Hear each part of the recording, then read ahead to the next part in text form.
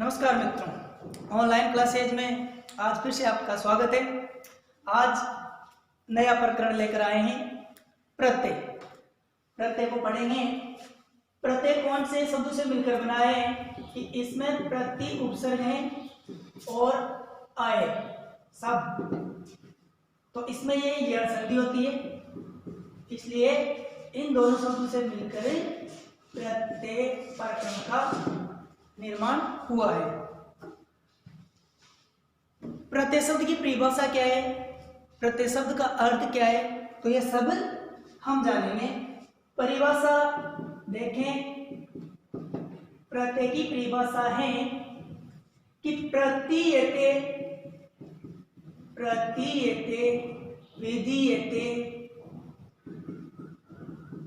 इति प्रत्यय। प्रतीयते विधीयते इति प्रत्यय। ये क्या हो गए? प्रत्यय की परिभाषा हो गए प्रतीयते विधीयते इति प्रत्यय। अब अर्थ देते हैं। प्रत्यय का अर्थ है कि जिन शब्दांशों के या जिन धातु या शब्दांशों के पीछे शब्दों का विधान हो, कोई नया शब्द जुड़े तो वही क्या कहलाएगा? प्रत्यय कहलाएगा। क्योंकि बच्चों उपसर्ग में तो शब्द आगे जुड़ता है जबकि प्रत्यय में पीछे जुड़ता है। तो कोई सा भी शब्द होगा उसमें प्रत्यय या उपसर्ग जुड़ने से उनका अर्थ और हो जाता है या अलग हो जाता है। तो अर्थ देते हैं कि जिस धातु या शब्द, जिस धातु हो या शब्द, जिस धातु या शब्द के पीछे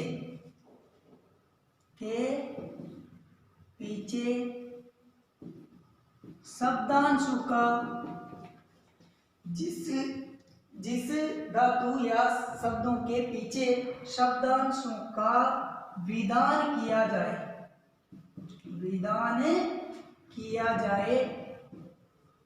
वही क्या कहलाते हैं? किया जाए वही प्रत्यय कहलाता है। इसके बाद देखते हैं कि प्रत्यय कितने प्रकार के होते हैं और कौन कौन से होते हैं। तो बच्चों प्रत्यय 3 प्रकार के होते हैं। पहला होता है कृत प्रत्यय, दूसरा तद्धित प्रत्यय और तीसरा होता है स्त्री प्रत्यय। तो संस्कृत में प्रत्यय 3 प्रकार के होते हैं। संस्कृत में प्रत्यय कितने प्रकार के होते हैं? संस्कृत में प्रत्यय 3 प्रकार के होते हैं। संस्कृत में प्रत्यय 3 प्रकार के होते हैं। ठीक है, पहला प्रत्यय देखते हैं कृत प्रत्यय। पहला प्रत्यय कौन सा है? कृत प्रत्यय। अब कृत प्रत्यय में कृत प्रत्यय कौन सा होगा कि जिस धातु के पीछे शब्दों का प्रयोग किया जाता है, यानी कि धातु के पीछे जिस शब्द का प्रयोग किया जाए वही कृत प्रत्यय कहलाता है। अर्थात यहाँ पर धातु होगी और इसके पीछे जो शब्द होगा वह कृत प्रत्यय कहलाता है। ठीक है, जैसे मान लो मैं आपको उदाहरण बताता हूं। कृत प्रत्यय का उदाहरण है कर्तरी। कौन सा है? कर्तरी धन या क्री प्लस तव्य। क्री धन तव्य। तो इनसे क्या हो जाएगा? ये क्री क्या है? धातु है। ये क्री क्या है? धातु है और इसके पीछे तव्यत प्रत्यय लगाए, इसलिए इसका क्या बन जाएगा? कर्तव्य। क्या बन जाएगा? कर्तव्य। अब ये कर्तव्य कैसे बना वो सब मैं आपको डिटेल से पढ़ाऊंगा, लेकिन अभी सिर्फ अपन ये समझ रहे हैं कि कृत प्रत्यय जिस धातु के पीछे जो शब्दों का प्रयोग किया जाता है, यानी धातु के पीछे शब्द का प्रयोग कर रहे हैं, यानी तव्यत प्रत्यय का प्रयोग कर रहे हैं, इसलिए क्या बन गया, कर्तव्य बन गया। ठीक है। इसके बाद दूसरा होता है तदित प्रत्यय। दूसरा कौन सा होता है, तदित प्रत्यय, यानी कि शब्दों के पीछे जिन शब्दांशों का प्रयोग किया जाता है, शब्दों के पीछे जिन शब्दांशों का प्रयोग किया जाता है वही क्या कहलाएगा, यानी कि शब्दों के पीछे जिन शब्दांशों का प्रयोग किया जाए, जिन शब्दांशों का, शब्दों के पीछे जिन शब्दांशों का प्रयोग किया जाए वही तदित प्रत्यय कहलाता है। कौन सा प्रत्यय कहलाता है, वही तदित प्रत्यय कहलाता है। जैसे धन, धन क्या है, धन क्या है, धन एक शब्द है, धातु नहीं है बच्चों, क्योंकि धातु तो जैसे लिख ये धातु है, पट ये भी धातु है, वध ये भी धातु है, वच ये भी धातु है, हस ये भी धातु है, जैसे दृश्य, तो ये सब क्या है, धातु है। ये संस्कृत में ये सब क्या है, धातु।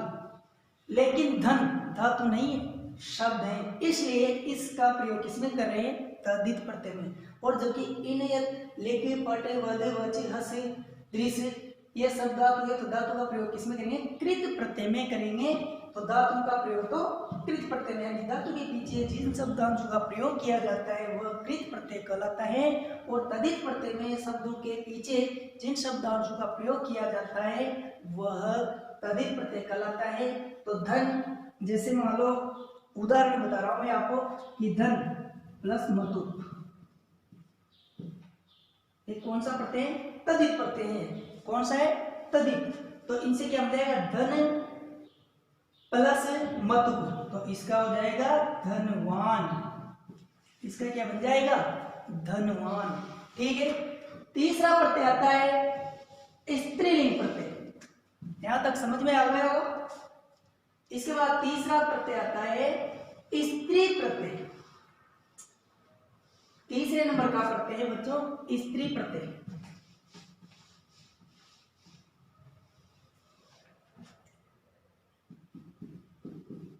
स्त्री प्रत्यय, स्त्री प्रत्यय, स्त्री प्रत्यय में क्या करना है कि शब्द या धातु के पीछे जिन शब्दांशों का प्रयोग किया जाता है, यानी कि शब्द हो या फिर धातु, इसके पीछे जिन शब्दांशों का प्रयोग किया जाता है, यानी कि शब्द या धातु के पीछे जिन शब्दांशों का प्रयोग किया जाता है वह स्त्री प्रत्यय कहलाता है। और इसमें दूसरी बात है कि किसी भी पुल्लिंग शब्द को स्त्रीलिंग बनाने के लिए स्त्री प्रत्यय का प्रयोग किया जाता है। जैसे देव, देव क्या है, शब्द है, देव क्या है, शब्द। अब इसमें तल प्रत्यय, कौन सा प्रत्यय लग गया, तल प्रत्यय लग गया। देव में कौन सा प्रत्यय लग गया, तल प्रत्यय। तो ये क्या बन गया, देवता। क्या बन गया, देवता। तो देव शब्द में तल प्रत्यय जुड़ने से देवता बन गया, इसलिए कौन सा प्रत्यय हो गया, स्त्री प्रत्यय हो गया, क्योंकि देवता शब्द स्त्रीलिंग में है। ठीक है। जैसे एक और देख लेते हैं, कुमार, क्या लिखा हुआ है, कुमार। कुमार में नी प्रत्यय जुड़ने से, कुमार में नी प्रत्यय जुड़ने से कुमारी बन जाता है। क्या बन जाता है, कुमारी। अर्थात पुल्लिंग शब्दों को स्त्रीलिंग बनाने के लिए जिन शब्दांशों का प्रयोग किया जाता है वह स्त्री प्रत्यय कहलाता है। ठीक है। अब एक एक करके हम इन प्रत्ययों का पढ़ेंगे। उनसे पहले मैं आपको एक श्लोक सुनाता हूं।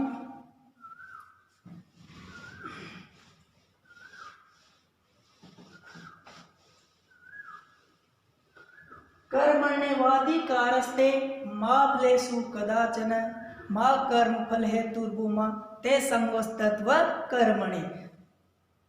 भगवत गीता के द्वितीय अध्याय में श्री कृष्ण भगवान ने कहा है कि व्यक्ति को कर्म करते रहना चाहिए, फल में कभी भी इच्छा नहीं रखना चाहिए, क्योंकि भगवान जानते हैं कि जो कर्म करेगा उसे फल अवश्य मिलता है। लेकिन हमको ये नहीं सोचना चाहिए कि हम कर्म कर रहे हैं तो उसका फल भी हमें तुरंत मिले। इसलिए आपको सिर्फ क्या करना है, पढ़ाई करना है कि कितने अंक आएंगे और कितने अंक आएंगे या फिर कितने पास होंगे या नहीं होंगे, एक सब कुछ छोड़कर आपको केवल पढ़ाई में ध्यान लगाना है। जो कर्म करेगा उसे फल अवश्य मिलता है। ठीक है बच्चों, तो आगे प्रारंभ करते हैं। इससे आगे हम सबसे पहले पढ़ेंगे हम कृत प्रत्यय। कौन सा प्रत्यय पढ़ेंगे? कृत प्रत्यय। तो कृत प्रत्यय में पहला प्रत्यय आता है कृत प्रत्यय में सत्री प्रत्यय। कौन सा प्रत्यय आएगा पहले? सत्री प्रत्यय। क्योंकि प्रत्यय में आपको वो सामान्य बातें बता दी मैंने। प्रत्यय की परिभाषा क्या है, प्रत्यय का अर्थ क्या है, प्रत्यय कितने प्रकार के होते हैं, ये सब मैंने बता दिया। तो पहला प्रत्यय प्रारंभ करना है अपन कृत प्रत्यय। तो कृत प्रत्यय में क्या करना है आपको, यानी कि धातुओं के पीछे शब्दों का प्रयोग, वही क्या है, यानी धातु के पीछे जिस शब्द का प्रयोग किया जाता है वही कृत प्रत्यय है। तो ये सत्री प्रत्यय प्रारंभ कर रहे हैं। कौन सा प्रत्यय प्रारंभ कर रहे हैं? सत्री प्रत्यय प्रारंभ कर रहे हैं। अब जैसे सत्री प्रत्यय में क्या करना है आपको कि सत्री प्रत्यय में सबसे पहला बिंदु है कि इसमें सत्री प्रत्यय में अत शेष रहता है। सत्री प्रत्यय में क्या रहेगा? पहली बात है कि अत शेष रहेगा। किसमें? सत्री प्रत्यय में। जैसे ये सत्री प्रत्यय में अत शेष रहता है, यह तीनों लिंगों में चलता है। सत्री प्रत्यय तीनों लिंगों में चलता है। सत्री प्रत्यय तीनों लिंगों में चलता है। ये दूसरी बात हो गई। अब तीसरी बात यह है कि इनके रूप जैसे जगत, किसके? सत्री प्रत्यय के जगत, भवत और नदी के समान इनके रूप चलते हैं। किसके? सत्री प्रत्यय के। सत्री प्रत्यय के भवत, नदी, जगत, भवत और नदी, इसके समान इसके रूप चलते हैं सत्री प्रत्यय के। तो इसमें अवशेष रहेगा। तीनों लिंगों में सत्री प्रत्यय का प्रयोग होता है या तीनों लिंगों में चलता है। जगत, भवत, नदी शब्द रूपों के समान यह चलता है। सत्री प्रत्यय में जैसे पुल्लिंग में अन, स्त्रीलिंग में अंति और नपुंसक लिंग में अत शेष रहता है। अगर सामान्य पूछे तो अत शेष रहता है सत्री प्रत्यय में। अगर तीनों लिंगों की बात करें तो पुल्लिंग आते ही तो अन शेष रहेगा, स्त्री प्रत्यय आते ही अंति रहेगा और नपुंसक लिंग आते ही अत शेष रहता है पीछे। ठीक है, तो ये सत्री प्रत्यय की सामान्य बात है कि सत्री प्रत्यय में अत शेष रहता है, तीनों लिंगों में चलता है। जैसे जगत में, भवत में, जैसे कि इसमें नपुंसक लिंग में जगत की तरह चलेगा और पुल्लिंग में भवत की तरह चलेगा और स्त्रीलिंग में नदी के जैसे शब्द रूप चलते हैं उसके समान चलेगा। ठीक है, अब उदाहरण से पढ़ते हैं। सत्री प्रत्यय में कौन कौन से उदाहरण हैं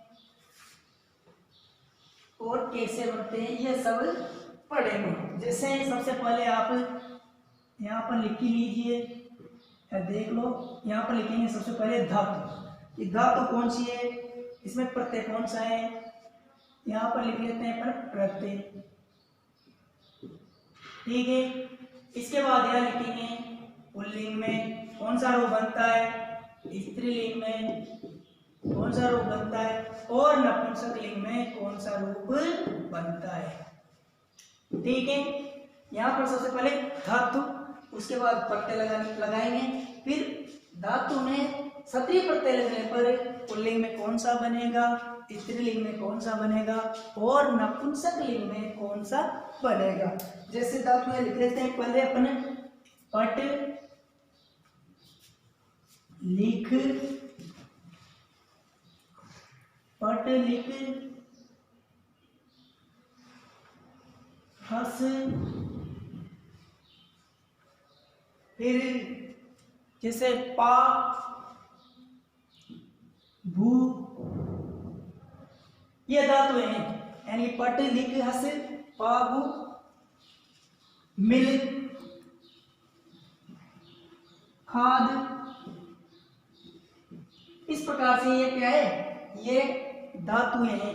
अब इसके पीछे कौन सा प्रत्यय लगाएंगे, सत्रीय प्रत्यय। कौन सा प्रत्यय पढ़ रहे हैं अपन, सत्रीय प्रत्यय, तो इसमें सत्रीय प्रत्यय लगाएंगे, इसमें भी ये सत्रीय प्रत्यय लगा दिया, मान लो इसमें भी ये सत्रीय प्रत्यय हैं, इसमें भी ये सत्रीय प्रत्यय हैं, इसमें भी ये सत्रीय प्रत्यय हैं, और इसमें भी ये सत्रीय प्रत्यय हैं। ठीक है, ये प्रत्यय लगा दिया, जैसे इसका भी ये सत्रीय प्रत्यय है। तो यहाँ पर ये आगे क्या है, धातुएं पट लिख हस पा भू मिल खाद, और बहुत सारी रहती है, लेकिन अभी इनको समझ लीजिए, आगे फिर समझाएंगे। जैसे पट है, तो अब याद कीजिए कि पुल्लिंग में क्या शेष रहता है, अन। तो जैसे कि अपन ने क्या लिखा यहाँ पर, एक पट क्या लिखा, धातु उतारी, केवल हमने क्या किया है, इस धातु को यहाँ पर उतारा है। ठीक है, सत्रीय प्रत्यय में पुल्लिंग में अन शेष रहता है, तो हम अपने यहाँ लिख लेते हैं ये अन।